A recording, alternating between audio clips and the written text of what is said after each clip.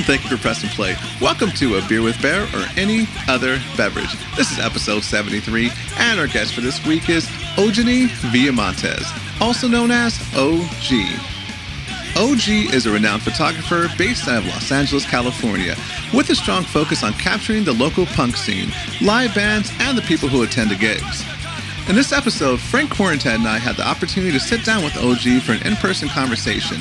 We delved into her passion for photography, which she has nurtured since her early days. We also explored her battles with addiction, her journey of recovery, and how she reluctantly returned to the scene, ultimately establishing herself as a respected photographer. Her talent has led to a range of incredible opportunities, including the recent publication of her book, The Scene, featuring some of her best shots. This book has been published by Burn Barrel Press, and she has also joined the LA Six, a group of talented and well-known photographers in the scene. If you're listening to this during the time it's released, don't miss out on her first photo zine release party on January 5th, 2024 at Town Square in Los Angeles, California. This event will showcase her work alongside live music and tattoos. For more details, you can visit her Instagram page or Nothing Less Bookings. I will provide the links in the description. Coming from the world of addiction myself, it was incredibly inspiring to hear OG's story. It's not an easy feat to overcome that lifestyle. Beer with Bear is available to listen to where podcasts are heard. Spotify, iTunes, just to name a few, Libsyn, and SoundCloud.com. If you like what you hear, please support the show and the artists to come on by hitting subscribe, leave a rating, write a positive review, and tell your friends. While you're at it, don't forget to like us on Facebook at Beer with Bear Pod, Twitter at Beer with Bear, and Instagram at Beer with Bear Podcast. That's right, due to some technical issues, we are no longer using the Beer with Bear Pod handle. The account's still up, but you want to follow us at Beer with Bear Podcast. There with the other socials, you'll find pictures, updates for upcoming episodes, and it's also the best way to contact us. We'd love to hear from you. Theme music by Chris Helking, graphic design by Jeremy Fletcher, mixing and post-production by Ryan Miles. Thank you very much and enjoy.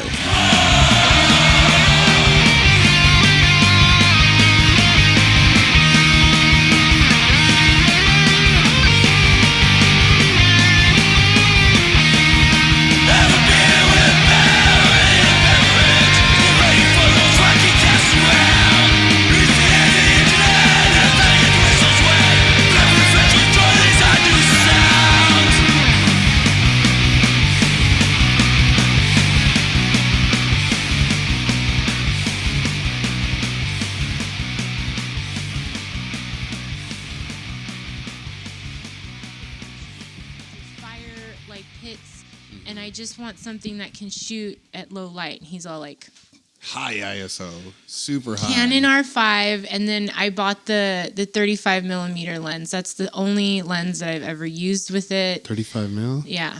I always went 50 mil. So I'm going to stop you right here. So you know how you mentioned you went to Sammy's and he told you what you wanted, and you said, I don't even know what that means. That's kind of me right now here. So we're going to rewind just a little bit. So you're talking about the first time you not picked up a camera, but like talk us into what were you doing at Sammy's, and did you have a camera prior to this? Is this your first camera? So I walked into Sammy's because like 4 months into like going out and shooting shows, I knew that what I was shooting with was a bit outdated. And what was that exactly? It was a Nikon D80. It was the camera my brother bought years ago when it was like brand new, and it was given to me for Christmas. It was like a hand-me-down, and so it would sitting on my shelf for so long. When I decided to go see a friend play at the Lafayette Park show in 2021, I grabbed it off the shelf and went and took it with me, not expecting what I was about to see or what was going to become of my life. Started. Yeah, that's like right when it kind of first started. Pandemic era. I remember I saw in a previous interview, you mentioned that you came in from the pandemic era. Yeah, post-pandemic times, like there weren't any shows going on. But, you know, I hadn't been to like a DIY show in years because I was sober. I left the scene in 2015. And so the last show I went to was at like a place called Perez's Tire Shop.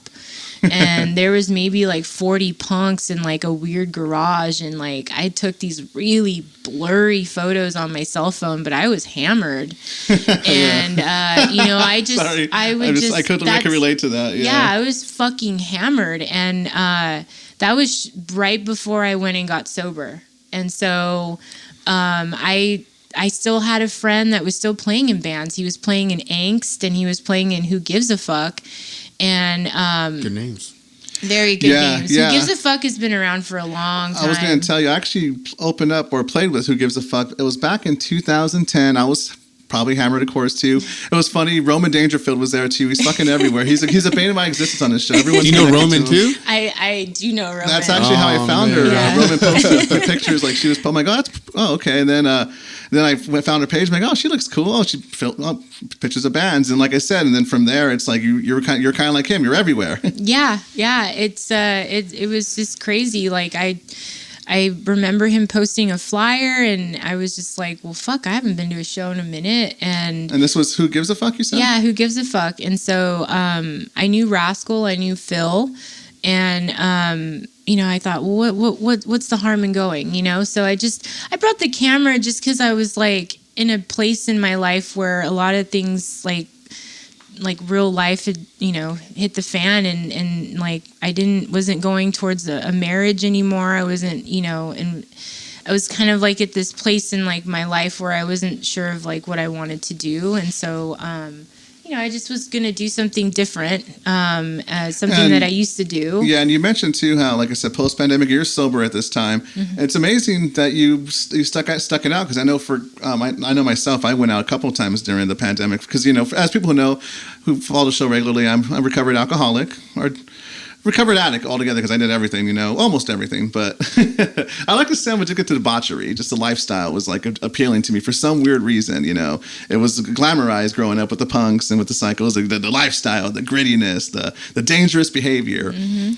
But like I said, you were able to make it through the pandemic, which is pretty freaking awesome. And I like how you mentioned too how you want to go back to doing things you used to do, but what you used to do, the positive part of it. So you were taking pictures during your addiction, during the shows previous to this? Yeah, I mean, if we're going to like hit like everything, if we were going to start with photography, I mean, it was a passion of mine since I was a little kid. You know, it just started with like loving all the family photo albums. I loved looking at my mom's albums from the 60s. I loved looking at her outfits. I loved the color of the film. I would see how the film had changed throughout the years. So like by the time I was kind of like, maybe like in the 90s, like I would see the shape of the film, like, oh, these pictures come in little cards and then they look like Polaroids. And then here's like this. And so I would just see how photos really just captured like memories. You know, they preserved a lot of my mom's youth and my family's life. And so I just thought that was just the coolest fucking thing. Like, how cool is this machine here that my mom brought home, and you put film in it and you take pictures of anything you want. You get to keep it forever. You know, like that was like how I felt as a little kid. And I always held the camera. Like when we had the first camcorder come into our house, like I needed to either be in front of it or fucking those old VHS ones? And yes, and hold it, the one that was like fucking 20-30 pounds. Yes. And you know, we were always taking like home videos, and then like I just always had to be the one to take the pictures, and my mom didn't want me to because then she'd think I'd waste film, because back then it was just all film. But precious film. Totally off topic, but since I also too, one of the reasons I had you come on the show, you posted a picture of you in 2005. I'm like, oh, we're the same age too. I have so many questions for you now. Yeah. You know, like I said, you're everywhere, and then like following you has been it's been interesting. Like I said, just art shows and different photography, and then you're on tour with bands now and stuff. It's like, I got so many questions. But it's totally off topic. But you know, he mentioned you're really into cameras. I was recently watching Gremlins too. Have you seen that one? Yes. Remember the guy? Do you have a camera? I am a camera. Yeah. I picture that being you as a kid. That is me. Like even without a camera in my hands, I'm always observing and looking. I mean, my first word in Spanish was like mira, you know, look, you know, always observing. And I always like noticed myself like looking and observing people's behavior and really, you know, like interested in people's culture. And I just didn't know how to like engage, you know, with people also because I was weird, you know, and I was too hyper and all this shit. But, you know, when you get to the age of like high school is when it kind of started for me. It was I was failing high school. I was like going to be ready to be a dropout, if anything, but my mom wasn't going to have it. So strict mother? Very strict mom. And so a counselor was just like, what do you want to do? Like, Miss Viamontes, like, if you don't pass high school, like, what do you want? You know, he was so fed up with me. Which high school? Warren High School in Downey. Okay. Yeah. Okay. And I just said, well, I keep asking for photo and you never give it to me. And he's like, you want photography? If that's gonna pass, if that's gonna help you pass this school, like, fucking, he gave me photography. I got it junior year, second semester, and film. Yeah. And it was beginner's photo. And I never was so passionate about something ever in my life. Like, I was very disconnected as a kid. I just felt like never really comfortable in my own skin. Mm-hmm. You know, I was just also dealing with early, untreated alcoholism too, you know, very selfish and self-centered behavior, like just not really knowing where I fit in. And photography was like something that I wanted to be, what I wanted to do or try. And so I was good at it. I got into yearbook. My photography teacher was like, you know, you have a really good eye at like capturing people. You should go into yearbook. And the yearbook teacher gave me an assignment to go shoot the football team and the cheerleaders. And I said, fuck you. Like, I'm shooting the goth kids and the metal kids in the hallways, you know, like those kids should be in the yearbook, you know? And that was like my whole thing. So I was just shooting what was around me and the kids that were around me and going around in the quad and like taking like candids. And I then got into a summer program for the Art Center of Design in Pasadena, I think. And I went to get a taste of what art school was like, and I thought it was so fucking lame. Yeah. I couldn't believe how much it was to go to art school. I go, this is what I have to do to go to art school? Like, this is crazy. It's so expensive. Going back to what you're saying, though, about and being in high school and being around the, you know, the goth kids, the punk kids, I think about, too, because like I mentioned, we're the same age in high school, too. Cameras were, it was the disposable ones. It was not like now with these kids where there's a camera on their phone. Not only a camera on their phone, but a really good camera on their phone. Mm-hmm. It was a totally different time. Totally. People listening at home who... I'm older. We're older. So, yeah, just try to imagine that. Like I said, what kind of camera did you have? I had it was a Pentax. It was borrowed from school. And K1000? Yeah. And I was using T-Max 100 film. Ooh. Like, it was $2 a roll. And you can get it at the photo store. And I would have to beg my mom to like just please buy me some film. I need it, you know. And the precious film. And so like photo paper and all that stuff. And so like her being so strict and never really like knowing how to support the arts, you know. I shot whatever I could, you know, and if I... Did you develop it as well at the Yeah, high school? I developed it at school. Those red rooms? Yeah, the red room, the dark room. I was in there all the time. In fact, photo was supposed to, like, help save me from failing, which it was the only class I got an A in.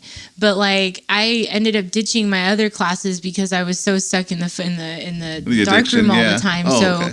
My teacher would give me, like, excuses. Like, oh, yeah, she's working on an art assignment. And I'm really, like... grateful to Mr. Red Fox because he really actually like, you know, said you can shoot anything you want, but you have a really good eye at shooting people, you know, and I will never forget that, you know, and that's kind of like where a lot of my interests like had developed in like City College. Like I went to City College, took photo classes there, but then I also wanted to go into anthropology and I was really like obsessed with like culture, you know, and documenting that.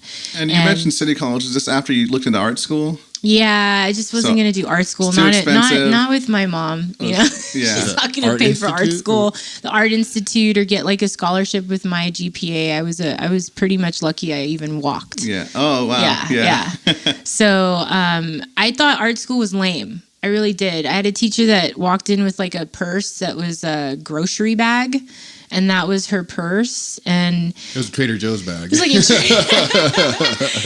just strange. She was late all the time, and I was just sitting there with these like really pretentious like rich kids, and I just thought like none of their art made any sense to me. And so I just kind of thought, well, this is lame. I don't think I'm meant for art school, and I'm not going to be able to afford it. And I thought for sure that's what you had to do to be a photographer. Like now it's so different. Yeah. We'll get into that. But yeah, like holding a Pentax camera and shooting film, you're like really waiting for the shot, which is why that is still transmitted into my work today. I may have a digital camera that shoots fast, and I still wait for the shot, like as if I'm shooting film. It's just a habit I have. Because going back, it's like we have the luxury of taking multiple hundreds of shots, you know. But like for the film, like precious film, you had to get that right shot. And you couldn't see it right away too. You had to just go to the dark room and go, yes, you lucky. Or like, yeah, it's. I like actually want to go back into developing film, but yeah, it was. You had only so many shots, and hopefully, like the exposure, like the aperture, and all that stuff was right. And you're talking about a manual camera. So you're like manually focusing it, and f-stops and aperture changed the whole thing. And I just didn't know what I wanted to do with it, you know. And were you shooting black and white? Your entire my entire career. Like my career. Well, just high school and city college, but I was already kind of at the age of 21. I was going to Alex's bar. Oh yeah, and I had like a brief job there, and but I was too hammered to keep the job. And very artsy location. Very, but at the time, this was when Long Beach was trashy, and I loved it then. Oh yeah. Going back to Isn't that trashy now? It was like not as gentrified as it was now. This is like the early This is like early 2000s, like 2004, and but like I would hang out after the. My shift, and I would watch the bands and I'd take pictures. And I met a band called The Ignorant, and I asked them if I could, photograph them, and I did. I think I met them off MySpace. Ah, yeah. And infamous MySpace. Yeah, and so I remember shooting them at like the Doll Hut, and those were film, and I still have those photos. But I was at the cusp of like my addiction. So like I have photography as a passion, but it didn't really start until now, because you have to also play in the factor that like as much as I really wanted to pursue it, I was dealing with something like way deeper and took more of my time and energy, and that was my priority, was to get well, and I didn't know what alcoholism was. I didn't know if that's what I had. I just like to fucking party. Yeah. But my life kind of just went down, For those listening who aren't familiar with the term getting well, when you're stuck in a world of addiction, it's used a lot for heroin, alcohol. I used to say get well too, because when you're in the fire, you have to use, otherwise you won't even be drunk. You'll drink a couple of beers, you'll be normal, because your body is so adjusted to this. You go a few hours. For me, when I was deep into it, towards the end, I couldn't go more than a couple of hours without having something. Otherwise, the shakes would come or the body aches would come, Like, why don't you just quit? I would, but then I realized later on, too, that it could kill you. Like, that's one of those things, too, that it's a vicious cycle. Yeah. And like you mentioned, it does take up a lot of your time. I don't know if you lock yourself up or if you're outgoing drunk, but the world still moves on while you're stuck. You're stuck in time, essentially.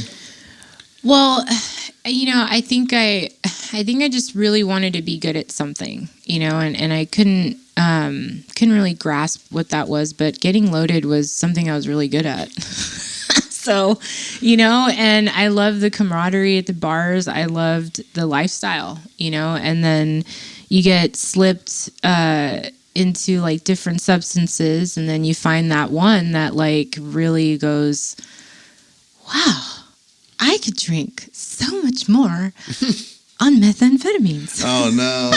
Yeah, now you're speaking my language. No. Once my mind clicked with that, I wasn't really thinking about photography. I'm not really thinking about fucking anything, you know? And You're probably cleaning your room.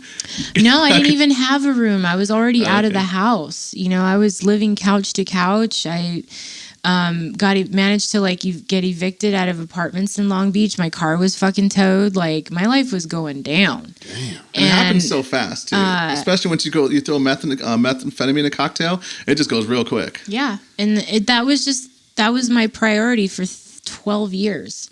So throughout those 12 years, you can't really erase what you like doing. And I thought what I was around and what I was doing was fucking what I was doing. So I still took photos. I took photos off like shitty, like, cell phones. My Connect always had a collection of like clucked cameras, and I would always like borrow his cameras, and I'd shoot what I was around. You said Mike Connect? I'm sorry. Mike Connect is my drug addict. Oh, your my drug addict, my drug dealer. Sorry, no, Mike Connect. I'm like, that's a cool name. Click with me. I was like, wait a minute. No, I'm sorry. Yeah, not. Is that a collective? He was a drug addict. He was definitely a drug addict, but my drug dealer. Yeah, you're right. He always got like cameras clucked and like pawned, and so he would always have like these Canon Rebels, and I would like borrow one and like go off and take photos. So, but you know, it was just of what I was around and what I was doing. I have a bunch of garbage photos of like me out in the desert and me shooting bushes and sunsets, and like I have photos of like my feet in a like one of those like sunbathing booths, right? Like you go and you get suntan. Oh, the blue light? Like a blue light. Like my drug dealer had one of those rooms in his house, but it was like covered with like porn. There was like porn all over the floor, like magazines, and I was just like, what the fuck? So it's like I have random photos of just shit that I was, around, and like I didn't have a house for a long time. I was in and out of my mom's house for years. Yeah. I was in and out of jail. And then I finally started getting into trouble, and I got like arrested. Yeah. So. And then, like you said, but even though through all this you were still taking pictures, so I was always taking pictures. I'm always documenting whatever I'm doing. So it's just, it got brought up by a friend who was like, why don't you take pictures anymore? And I'm like, what am I going to take pictures of? I've been in this sober bubble. Okay, so now we're fast forwarding. So this is when you had the addiction. You had your as we saw our coming to light moment. We say in the program, where you just like the coming to light moment. Everyone's is different. I had several of them because I was what they call a frequent flyer in rehab. But and this is fast forwarding now to, you said 2015? Yeah, 2015. No, I got sober in 2015. But like when I got in trouble with like the law, that was in 2011. And I got busted for commercial burglary, and that's when I got introduced to sobriety and program and rehab, and I failed utterly. And I wasn't convinced I had a problem, and so I was just kind of like in and out of OC. That's where my mom sent me to detox. And Orange County? The detox? Yeah. Okay. And that's when I discovered what sober livings were. It's just kind of like how I played the system. I've just been really good at fucking doing that, and I just want to do whatever the fuck I want to do, and I felt for years that I wasn't really hurting anybody. I was just like hurting myself, and it's all good. You guys do what you want to do. But when I got to the 2015, that's just kind of like when I hit that like crossroads where you can keep doing this and die, or you can try something different. I never tried sobriety. I never thought it was going to work. I was actually more terrified of being sober. Isn't that funny how you're actually scared of going to treatment? Considering the life you've had before, it's like, is it really going to get worse than this? But you're so in your addiction, in your bubble. I remember I was terrified to go. Well, I mean, I'm terrified at life. I'm terrified of myself, and I've never been able to stay sober. So like how it's like having to trust somebody and that isn't related to you that wants to take you under their wing and show you how to stay sober. It's like, fuck, dude, like now I got to follow direction I've been doing everything I fucking want to do my whole life. But at this point, 32 years old, 2015, like none of what I fucking want to do is working. So I had to put a lot of my trust into like going head first. And you don't want to deal with life, and you don't want to face a lot of things that you've done in your addiction. Like I hurt a lot of people, you know, I tore down the structure like really hard, and they're telling you that you have to rebuild a life, and it's going to take years, and you're going to have to learn a lot. You have to understand what humility is, and you know, like face the things that you're afraid of. Like all that shit sounds fucking lame. Yeah, you know? yeah. It's like, I don't want to do that. I don't want to do Can that. I just go to meetings Can and I like just drink coffee? Can I just stop smoking meth and like drinking alcohol? Like no, you know, I couldn't do that, you know, by myself. And so that is the reason why I went and got help. So I took off to Orange County in 2015, and I just lived in this like sober bubble. So if we're gonna like fast forward to 2021, a friend of mine had asked me, why don't you take photos anymore? You talk about it. It was part of your life.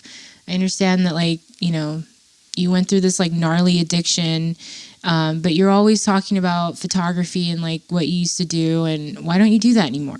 And I'm like, I don't know. Like, that's a good question. Like, what do I want to photograph? You know, what I was like taking pictures of wasn't exactly the environment that I was good in. The bushes and the bushes, the blue light fucking, feet. the fucking, you know, the being around fucking gangsters and bikers, and like, you know, I can tell you stories, but like I lived a pretty gnarly life. You know what I mean? I lived and I've slept under riverbeds, you know, like I've camped out on top of business rooftops, you know, and sometimes I would walk for hours just because I didn't know where the fuck to go, you know. But if we're gonna talk about punk and bands and all that shit, like that was just always something I loved, as you know, as just being a fan of it, you know. And the last known things I was really good at taking pictures of was bands, and so that's kind of two and two together. I put two and two together, and I had been going as a fan for a couple years in recovery. Like I've been to a lot of concerts and stuff like that, but like it's not the same when you're shooting on a cell phone and you're like, you know, in the front row and you're having elbows like this and you're just trying to shoot a shot, and it's just like it's not the same. I think you mentioned too in the previous podcast, what's it called, that you would go to bigger shows, like the bigger band shows. You weren't going to local ones yet.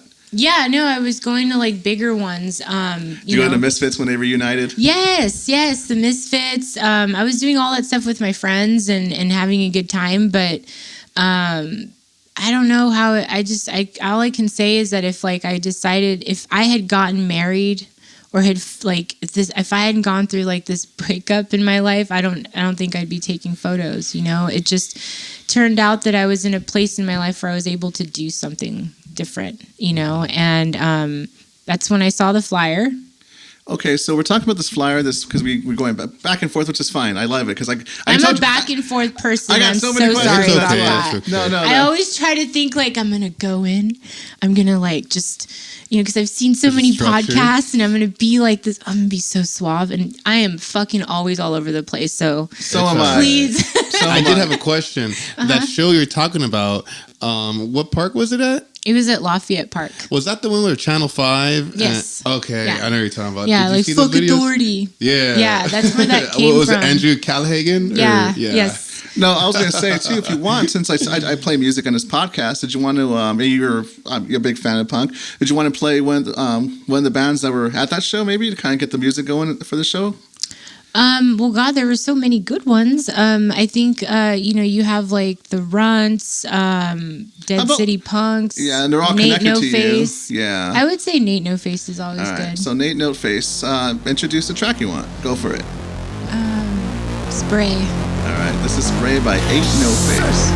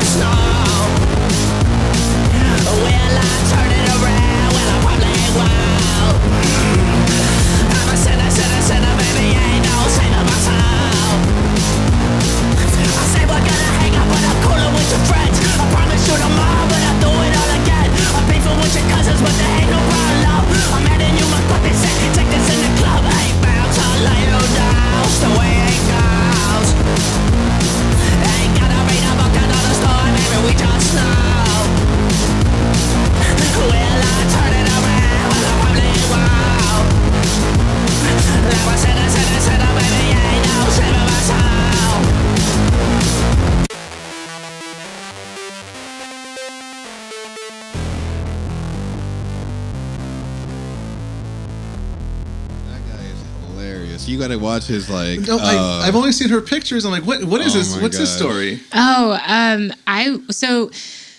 I end up going to the show. I'm sitting there and I'm seeing maybe like 10 kids like start like showing up, and I'm going, oh, this is interesting. It's like in this weird like abandoned like pond area, and I'm just tripping out because I'm thinking, oh, I'm not really expecting a show to be like this. Now I'm expecting maybe 50 kids, if that. And that's a lot to have in this park. And so sun starts going down. I'm shooting the kids as they're like tagging on the pond. And there were these girls that walked up to me and they were like, oh, like, can you take our photo? And I was like, yeah, sure. And I just started taking portraits, and next thing I know, like the sun's going down and Nate No Face comes on. Like there was a bit of a issue with like the generator, I think. Like they were having electrical problems. I don't know. But when I heard his music, I was just like, what the fuck? Like already I knew a friend that was already posting him. And he was already like a big fan of Nate No Face. But like I had never really put like 2 and 2 together until I finally like heard it live. And I was like, what is this, you know? And then one after the other, like every band that just played that night was just so good. And next thing I know, there's like fucking, I don't know, like 1,200 kids shooting off fireworks. Like I have the footage from that night, and I was just like, I told myself like I think I'm supposed to be taking pictures of Who Gives a Fuck, but like I'm in like a catatonic state here. And I remember getting to where they were, and they were like up on this ledge, and I'm seeing other photographers, and they look professional, and I'm like, what is happening? It's intimidating. Like, so intimidating. Yes, and there were yes, no photographers like this 6 years ago at that point. Like, I was thinking like, what's about going that. on? Yeah. I was going to, because I remember, I saw that meme you posted, which made me laugh, where you put, what's it called? I think it was you posted it, where it's like a local show, you know, in LA. It was like paparazzi. Yeah, it was paparazzi with the big fucking lenses and everything. I'm like, oh, that's so fucking funny, because whenever I see local shows now, videos, it's a bunch of fucking cameras. Yeah. What is your thoughts on how that happened? Is it, I wouldn't say cheap equipment, but more affordable equipment, the rise of social media, the pandemic? What? Yeah. I don't know, man. I was looking at my Nikon D50 going, or D80. I was just like, what? I was like, this is great. But, you know, I honestly, I kind of gravitated towards...